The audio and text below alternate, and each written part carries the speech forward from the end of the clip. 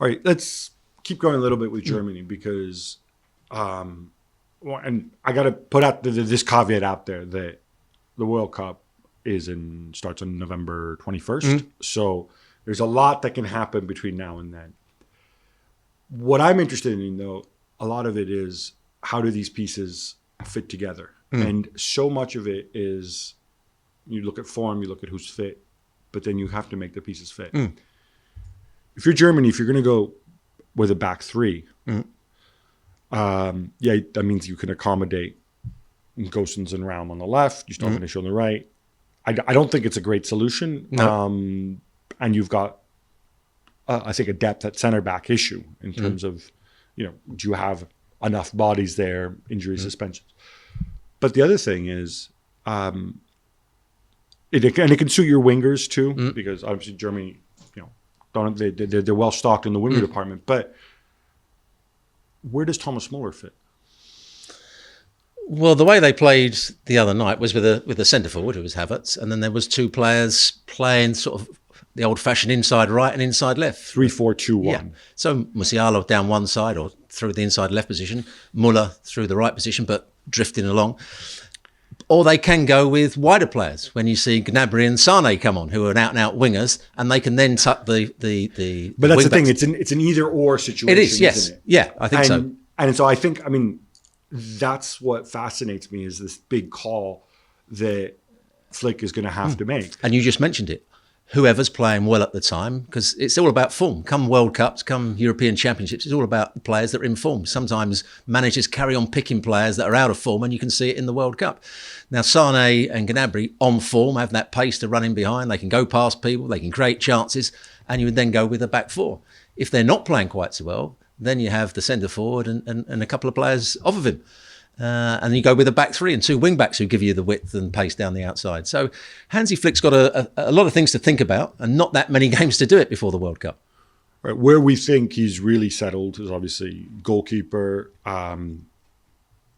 Assuming somebody could yet emerge, but Goretzka and Kimmich, that looks pretty solid if they're fit and they're ready at the World Cup, and we assume that they will be.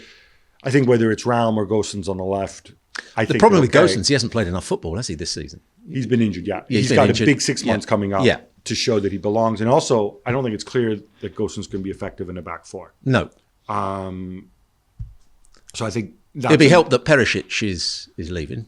No. He'll get, but again, he'll still be playing 3-5-2. So it's a slightly different dynamic. I think in some people can make that transition quite easily. Others can't. Let's go back to the center forward issue. All right, we've debated Havertz endlessly. Can you give us, just from a coaching perspective, what makes a center forward? Is it in his mind? Because the physical tools, right? He's got the technical ability. He's good in the air. He's a big, strong boy. The physical tools are all there, right? Is it a question of making certain runs? It's depending what you want from your centre forward. Whether you want him to be a link-up player, as we would talk about with England, Harry Kane is now a link-up player. Havertz could be that if he's got pace running beyond him. Which I think we know he does. He does, if it's Sane and Gnabry. Musiala, I think, can do it. Muller's not. He's going to try and make runs, but he hasn't got the pace to. Muller's older, He's older.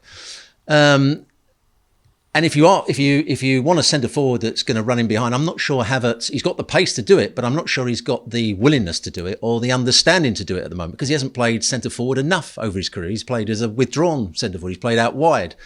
I think you have to have. He's played quite a bit at Chelsea, although perhaps at Chelsea it's a bit different because when he plays with Werner or Pulisic, they're often running beyond it. Running behind, I would never say he's an out-and-out centre forward. He's a bit like Firmino was at Liverpool for those seasons when Salah's making runs beyond him and Mane was running beyond him.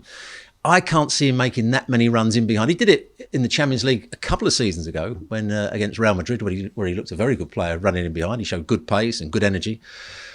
But I'm not sure that's his role. But you can still fit him into that. If you want him to come short and people running beyond him, then he's a good centre forward. Because at the moment, Timo Werner, as an out-and-out centre forward making runs in behind, hasn't been good enough.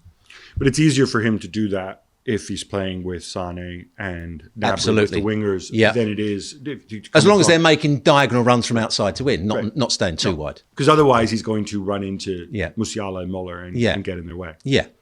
I just find it fascinating. This is what makes, we were talking about the difference between club coaching and national team coaching.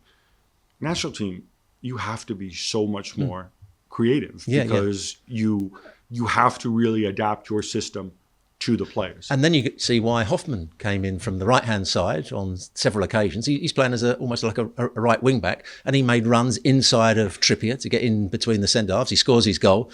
So again, you have to adjust. If you've got a centre-forward that doesn't want to play through the middle and wants to go here, there and everywhere, you've got to have other players running beyond him. And Hoffman did it very well on a couple of occasions. Well, thank you very much for watching ESPN on YouTube. For more sports highlights and analysis, be sure to download the ESPN app. And for live streaming, premium content, and let's not forget as well, ESPN FC 7 days a week. Subscribe to ESPN Plus.